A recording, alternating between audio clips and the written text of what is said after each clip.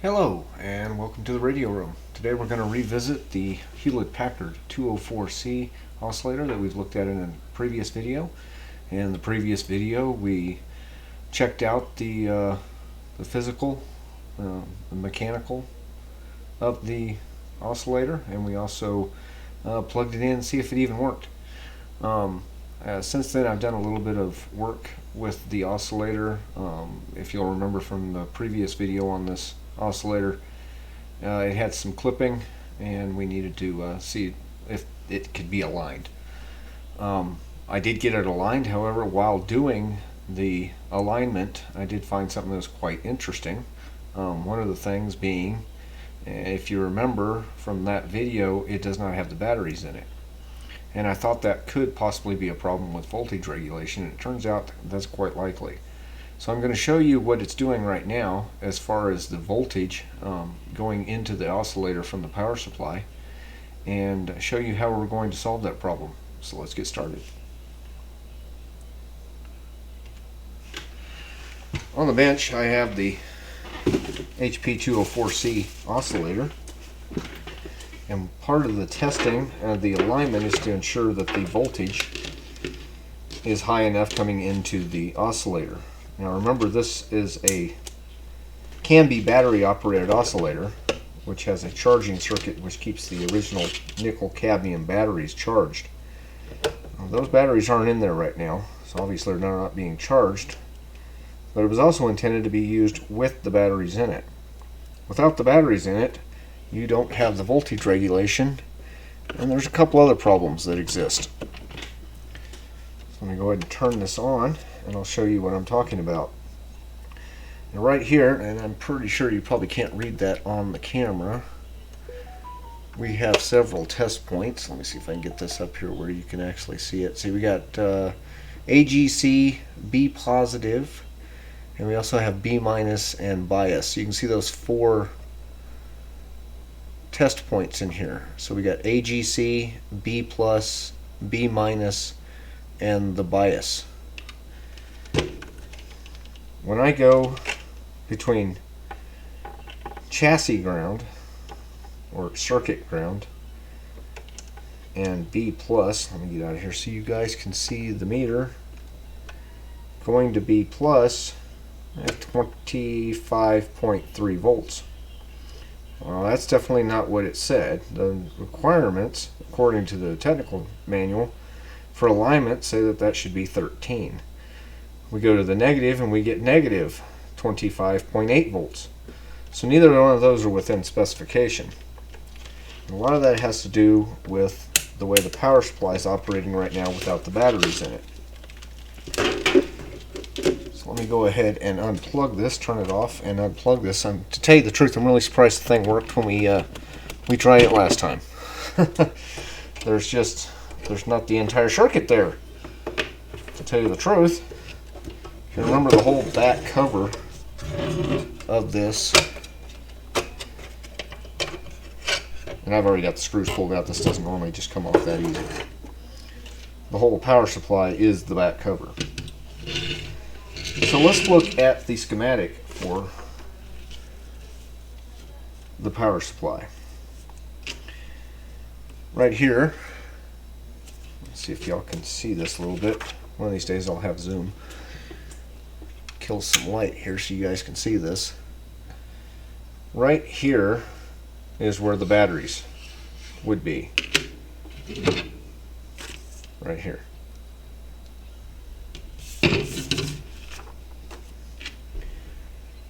This is our negative side rail. This is supposed to be negative 13 volts. This is supposed to be positive 13 volts. With the batteries in between that voltage. We have four 6.25 volt batteries that are in series. So together they would make 25 volts.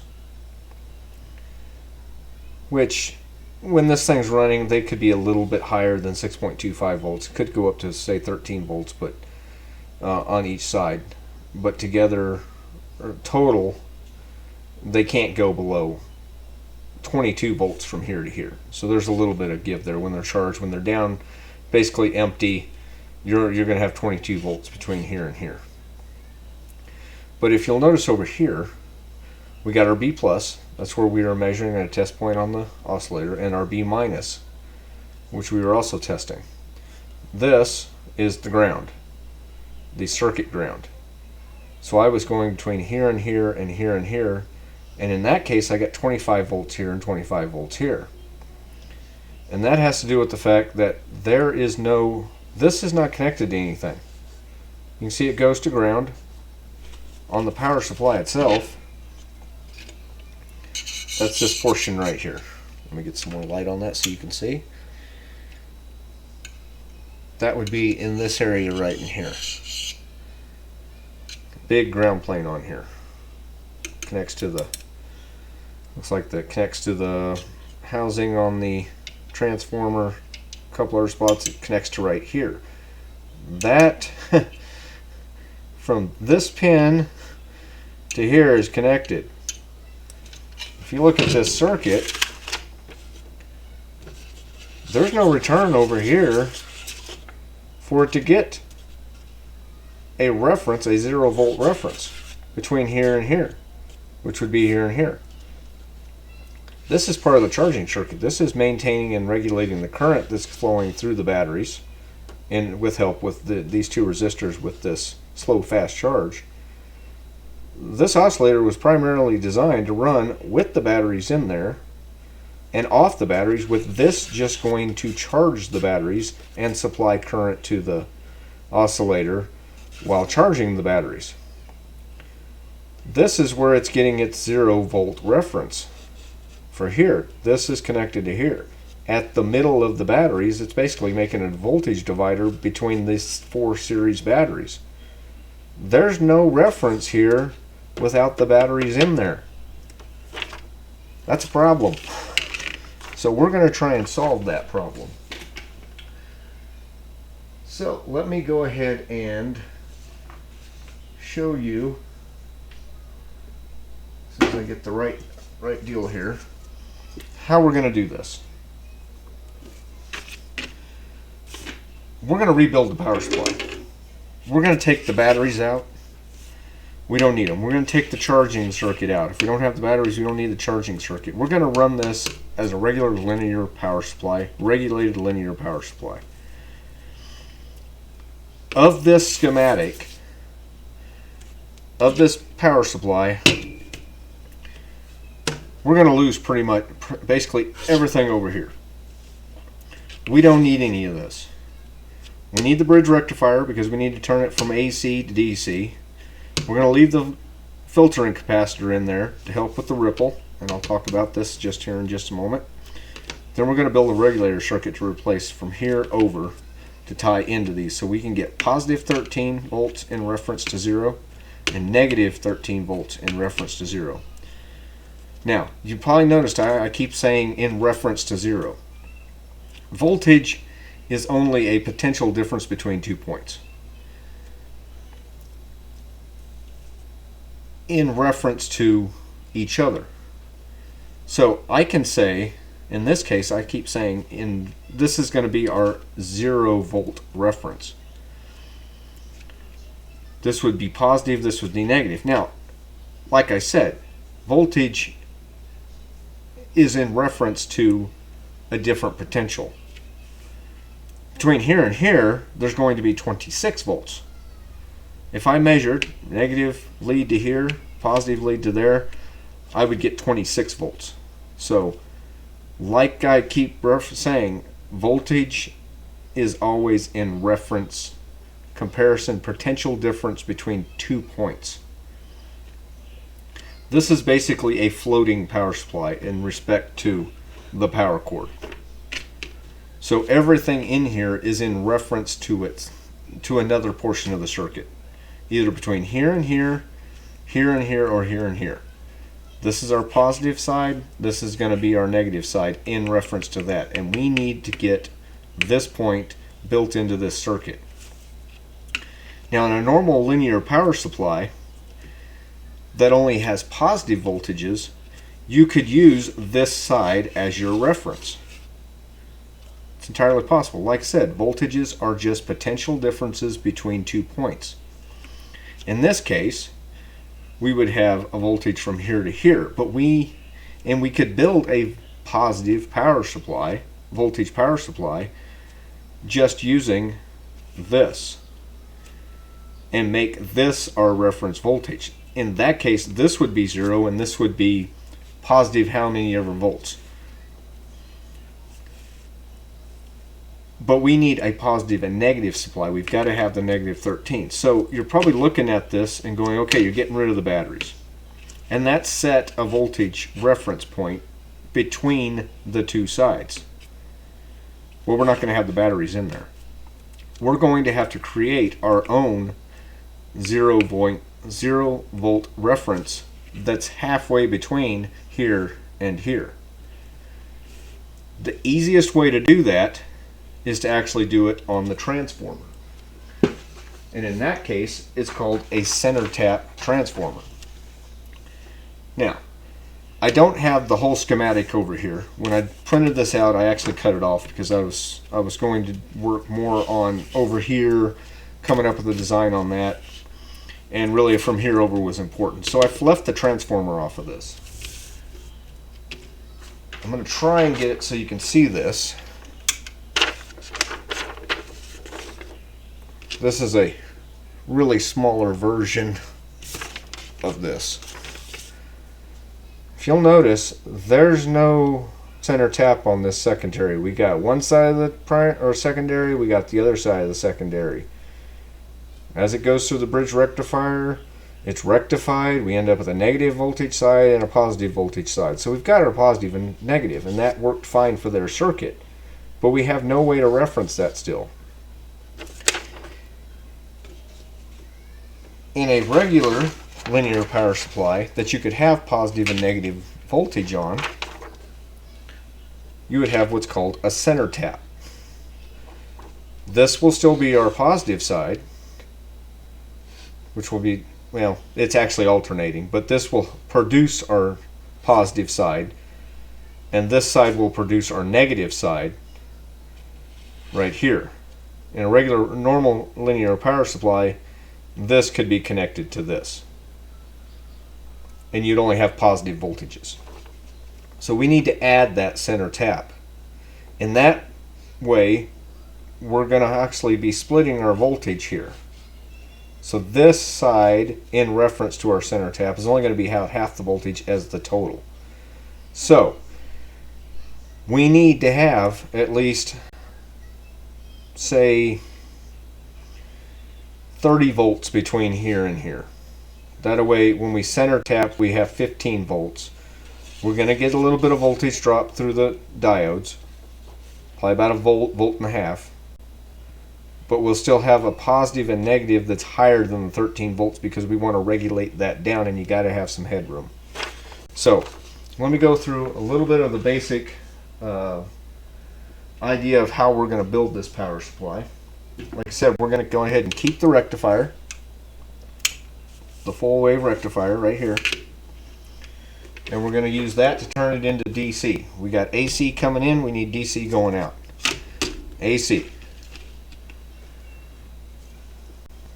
Now, like I've explained, or I think I've explained before, when you have your full wave rectifier, it's going to turn this into DC. And how it does that is it takes, in this case, we'll look at 1/2 of our output. It's going to make a positive voltage to this side. What it's going to do is it's going to take this in a half wave rectifier. We'll just start with a half wave rectifier. It's going to turn this into this. It's only going to pass the positive. This is 0 volts. These are negative. Those are positive. It's only going to pass the positive voltages. In a full wave rectifier, this has an opportunity to pass, but due to the way that we have the other diodes in here, when the voltage coming in, let's turn this around so we can read it a little bit better. These two right here are AC. So when this one's positive, it's allowing that one to be positive. But when this one goes negative, it doesn't conduct on that one. So we need to make sure when this one goes positive, remember AC is alternating. So when one's pushing, one's pulling, the other one, then they split back 60 times per second and 60 hertz AC, and then this one's pushing. We want to be able to use this half of the wave too. So it's going to come in here, go through the other half of the bridge rectifier, and produce the same positive voltage going out right there. And it does the same thing as far as a mirror image on the output as well. Just a negative voltage. So on the full wave rectifier versus the half wave right here, it also takes the negative voltages and makes them positive as well. So it fills in these gaps. So we're going to keep the rectifier. That's going to get us our DC. The other half of that bridge rectifier would actually be taking, doing the other half of it, the negative side of the AC, and turning some of the positive into negative as well. So we'll end up with, this would be the negative side of the rectifier. Of course, zeros in the middle. These would be right up there. We're also going to keep the filter capacitor. Seem to have misplaced my schematic right here. We're also going to keep this filter capacitor, because if you notice this right here, we got a lot of bumps. It looks like it's all positive or it's all negative, but the problem is it's really bumpy. It's got a lot of ripple to it. What that capacitor is going to do, between it charging and discharging between these ups and downs, is it's going to help level them out. It will actually look about like this. This is not the best drawing. But if you can see, our nominal voltage is staying more or less constant now, just straight DC with no ripple to it. So we're going to keep that filter capacitor as well. So let's kind of draw this out a little bit. See what we have so far. We got our secondary of our transformer. We're going to come out of it on each end to our bridge rectifier.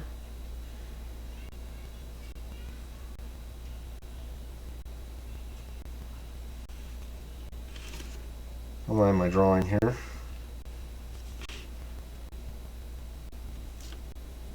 Well, I just drew that wrong. It's one of them days. Okay, let me try this again.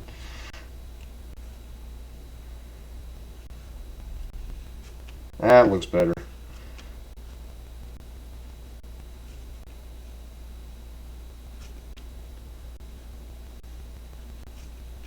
A full wave bridge rectifier. It's going to be our positive rail. It's going to be our negative rail. We're going to come off the other side of the transformer, go to our other AC input. This will be our negative. This will be our positive rail.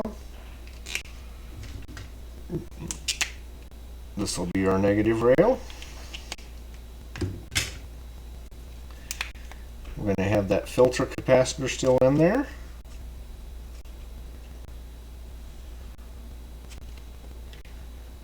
So that's basically what we're going to keep of the original power supply.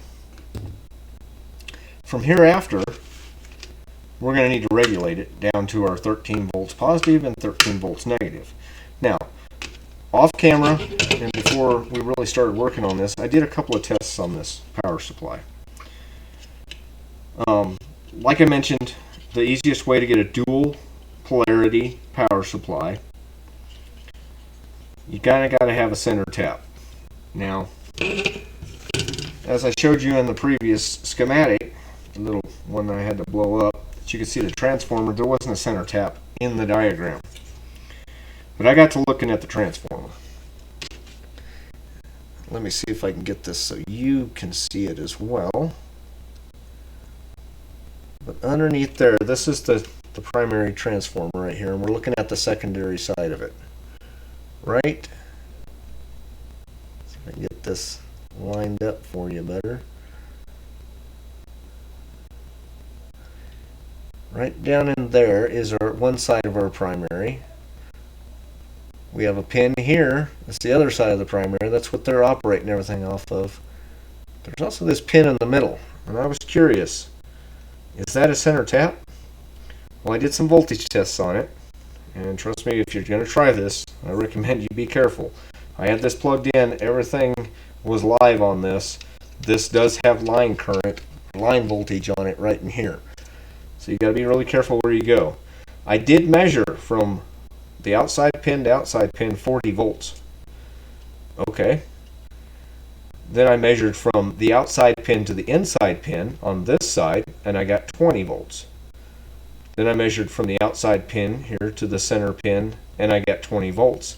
So this is a center tapped secondary on this transformer. That's what we're going to need. Because in order to give us a 0-point reference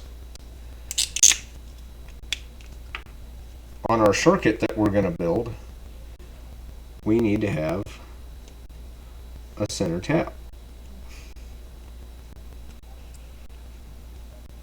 So we're going to hook up to that center tap and build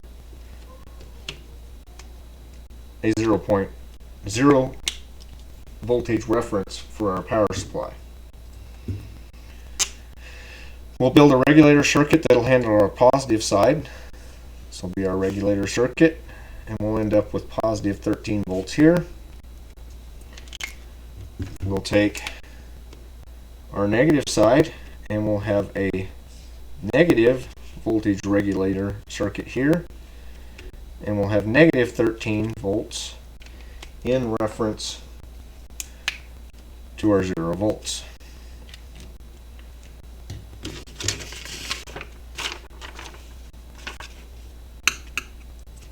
Which means we will have the proper voltage coming out of our power supply to make our oscillator happy. So let's move past this a second, and we'll go ahead and I'll show you the circuit we're going to use.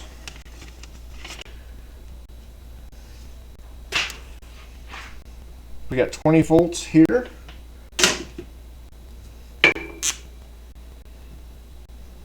This is our positive side. Let me go ahead and erase this right here real quick. It's actually an inaccurate number. We're going to use an LM317T variable voltage regulator. We're going to take the 20 volts. Now remember, I measured that between one side of the transformer and our center tap. So that's all over here. The bridge rectifier's over here. We got that one filter capacitor that's actually going all the way from this rail to one that would be down here, which is going to be our negative rail. But I'm just showing you the positive side right now. We're going to come in. This is going to be a little bit more filtering to help keep our regulator stable. We're just going to use a 0.1 microfarad ceramic capacitor for that. It's going to come into an LM317T variable voltage regulator. It'll need 2 resistors to help adjust the voltage here. We'll figure out what we need here and what we need here. This is going to build basically kind of a voltage divider that's going to control this, and we're going to end up with 13 volts out.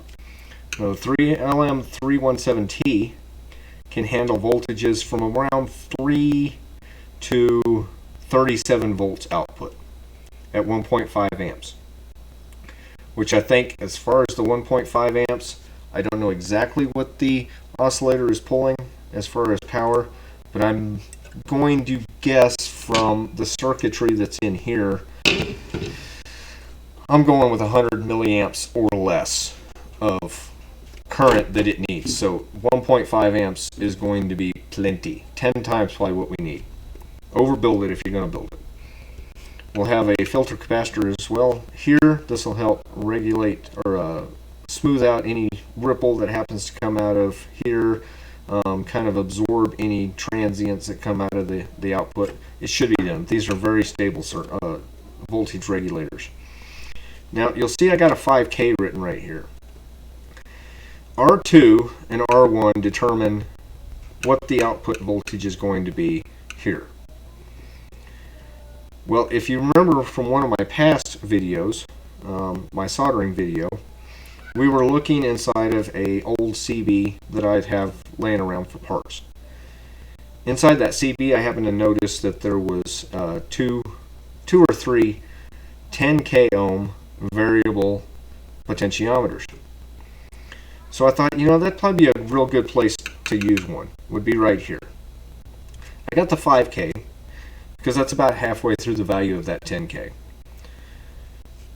We'll figure out how much this resistance needs to be and try to keep this somewhere around 5K, maybe 2.5 to 7.5. That gives us a little bit of adjustment to get the ratio right here to guarantee we have dead on 13 volts out. The negative rail is going to look very much like this. It'll basically be the same thing, except we're going to use a 337T, LM337T negative voltage regulator. It's merely a negative version of the 317. So it'll basically be a mirror image of this circuit in relation to the 0 volt rail. Just imagine this flipped upside down to the negative side rail over here for a negative 13 volts. So you're probably asking, okay, well, how do you know how to figure out what these two are? Alright, well, there's an equation for that. And that happens to be it.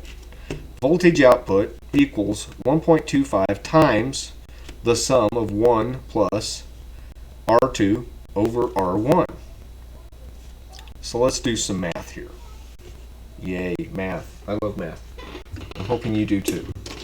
You probably don't. So, voltage out, we want 13. Now, I'm going to tell you right now, the same equation works for the 337T as it does the 317T. The only difference is we would have negative, and we're looking for a negative voltage.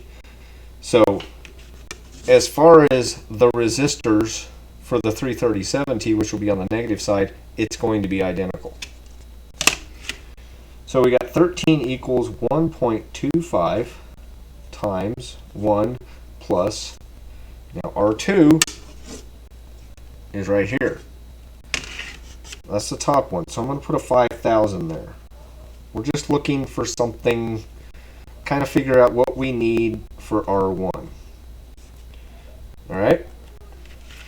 So, let's go ahead and get rid of this, do some math here. 1.25 plus, and I'll do this on the calculator so you guys can see it as well.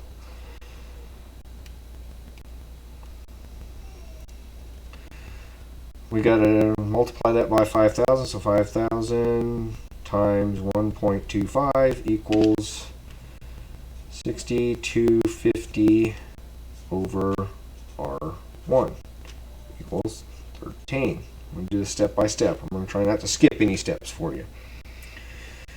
Okay, so let's see what we got here. Let's take, let's get rid of this 1.25. So 13 minus 1.25. Remember algebra.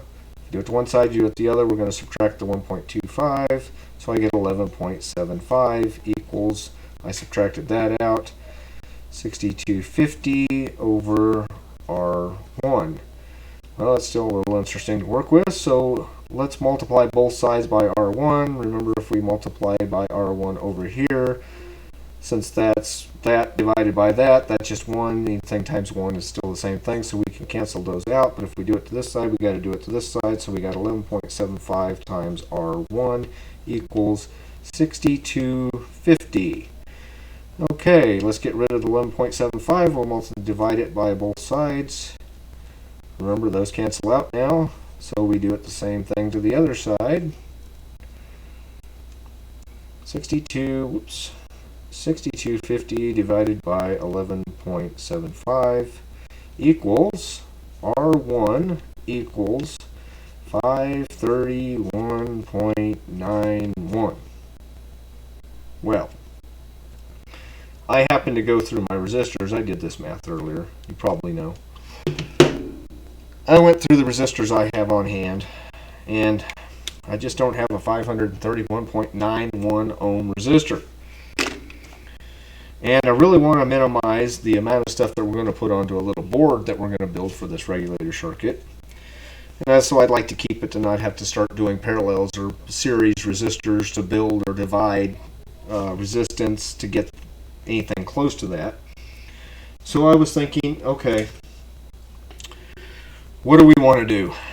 You know, the 5K is not set in stone. It's a variable resistor. It's a potentiometer. We got some range there. We really got between 0 and 10,000 ohms. I'd like to keep that somewhere between 2,500 and 7,500 ohms, just to give us a little leeway for some tweaking to make sure we keep our 13 volts out. But I looked through my resistors, and about the closest single resistor I have on stock is a 390. Well, is that going to be close enough? Is that going to keep us within adjustable range? Let's find out. So we're going to do the same equation. V out equals 1.25 times the sum of 1.1 plus R2 over R1. Still have 13 here. 1.25 times 1 plus, now we're looking for R2. That's over 390. Because we're going to try to see what R2 needs to be now that we're trying 390 in R1, and if the R2 is going to fall within the range that we're looking for. So let's simplify this down a little bit. I'm going to go ahead and use distributive here. 1.25 plus 1.25 R2 over 390. See, I just simplified that.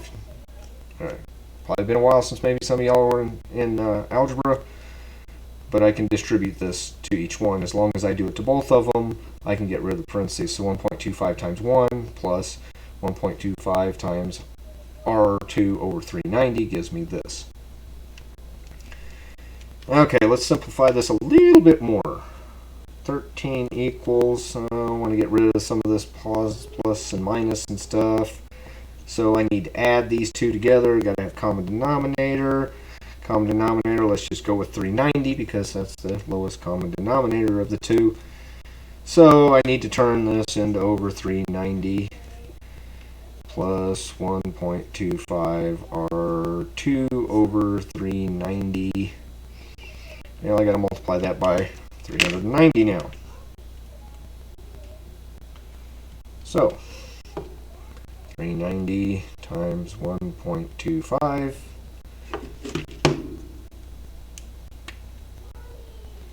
gives me 487.5.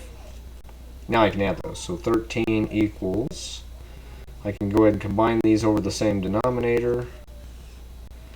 487.5 plus 1.25 R2. Let's go ahead and get rid of this nice little division stuff. So we'll go ahead and multiply 390 times 13.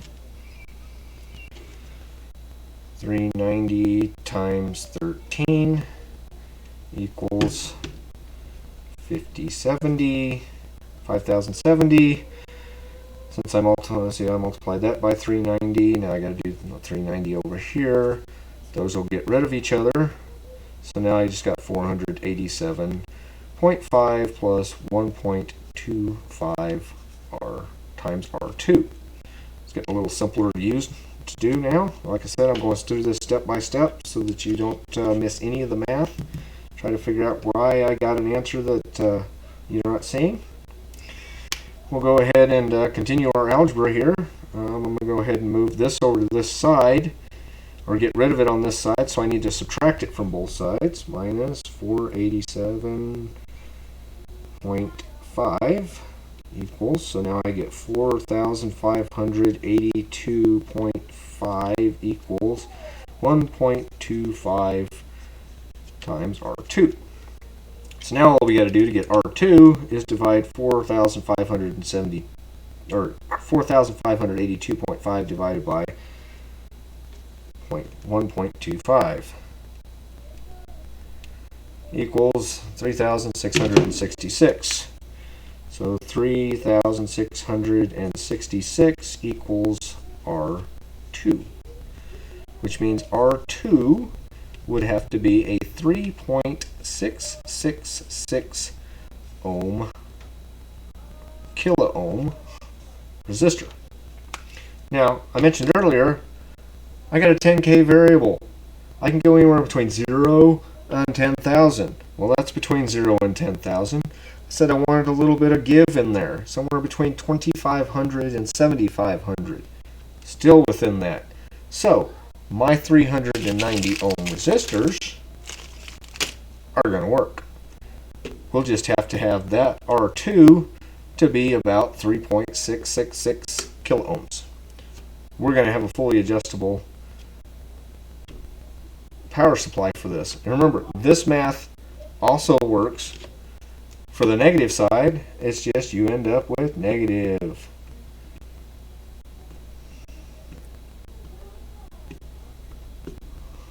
Well, that wouldn't be negative. Can't have negative resistance. So, we've done the math. We kind of know what we want to do. We want to build a circuit, a regulator circuit that's going to come in to replace all of this, give us our 13 positive and our negative 13 volts.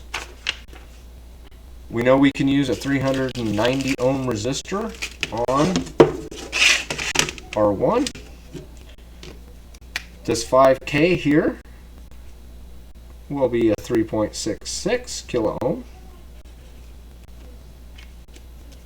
And we can build this circuit. So, I'm going to go ahead and end the video here. When we come back on our next video, we'll probably kind of test this circuit out. We'll probably put it together and test it before we actually put it in. But in the meantime, I got some components to remove off of this. It's probably going to take a little bit to do, so I'm not going to put that on camera.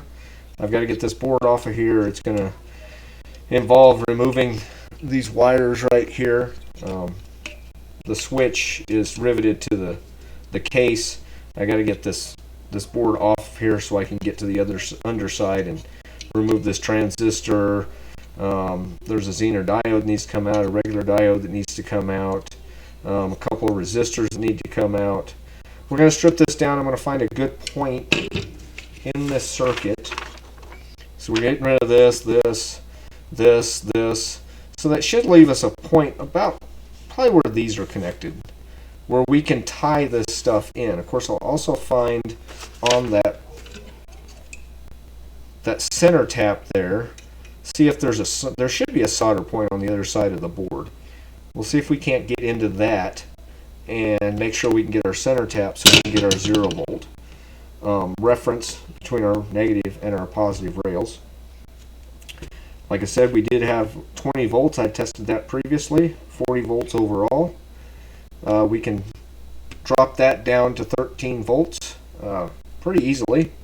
One thing I am going to point out on that, on these voltage regulators, when you're dropping voltage, that voltage, I don't want to say that voltage has to go somewhere, but that voltage combined with the current flowing through it, that energy's got to go somewhere. You can't start out with 20 volts because the current through this is going to pretty much be the same.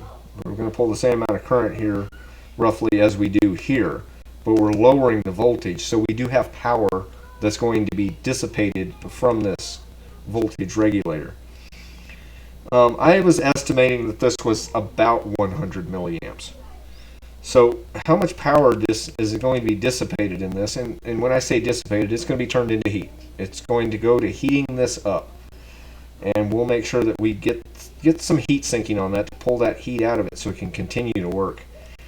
In order to calculate that power that's going to be dissipated here, it's really simple. We take our input voltage, 20 volts. we got our output voltage of 13 volts. I'm estimating we're going to have 100 milliamps running through here. And remember, if you're not sure or if you don't know yet, power equals voltage times current. So we have a voltage we're going to be dropping of 7 volts times 100 milliamps. So times 0.1. We're going to be dropping 0.7 watts, which isn't too much, but that's going to build heat, so haven't totally designed how we're going to do this yet. We do have some screw points here. That might be a good spot to mount our board. Maybe a spot that we could mount some voltage regulators right here.